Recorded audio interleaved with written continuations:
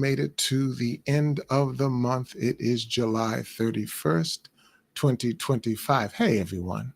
I'm Tim Alston, and welcome to the Tim Commandments of Leadership. This is where we do several things, but the big thing we do today, this is where ego is not the enemy, but egoholism is the illness, and recovering is the assignment. Today is Thursday, July 31st, 2025, and I want to end this month of July by diving deeply, as today's episode is entitled, The Diving Weight of Leadership. The Diving Weight of Leadership. Yes, we're diving deep, not into content, but really and rather into context. Not content, but context. Today's inspiration comes from a single sentence that hit me harder than any sermon.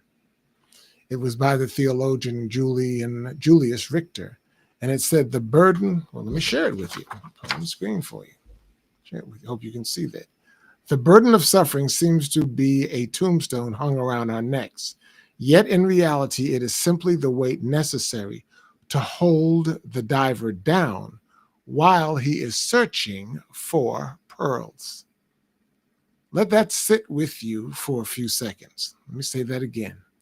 The burden of suffering seems to be a tombstone hung around our necks, yet in reality, it is simply the weight necessary to hold the diver down while he is searching for pearls. What does that say to me? What it says is that too often we treat hardship like a tombstone, a memorial to dreams deferred. But Richter flips that. He says what feels like drowning is often just divine deep sea diving.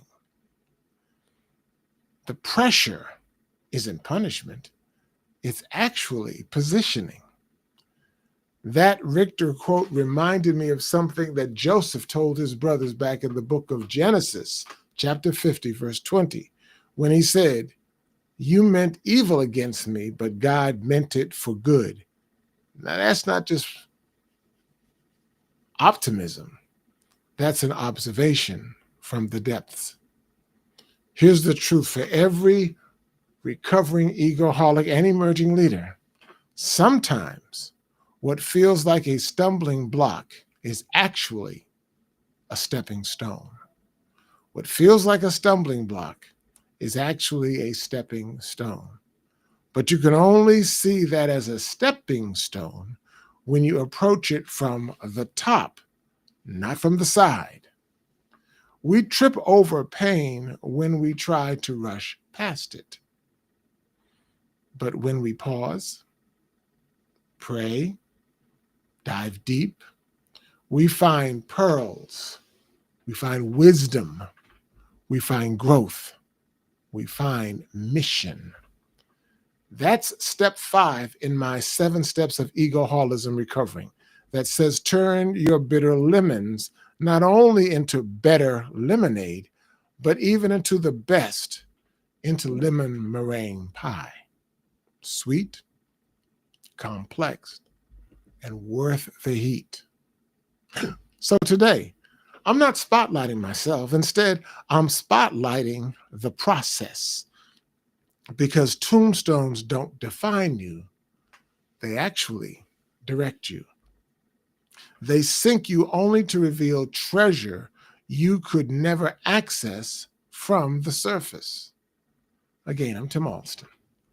And that's it for today's commandment. And if it resonated with you, share it forward.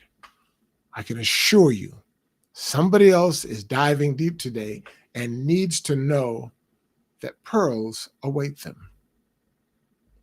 You're not being buried. You're being anchored. You're being anchored. See you tomorrow. See you Friday. Same mic, same message, just a little bit deeper this next time. Okay? And just for the record, let me share that quote with you again. I love it. Let me see if I can read through the paper here. Sometimes the burden of suffering seems to be a tombstone hung around our necks. Yet, in reality, it is simply the weight necessary to hold the diver down while he is searching for pearls.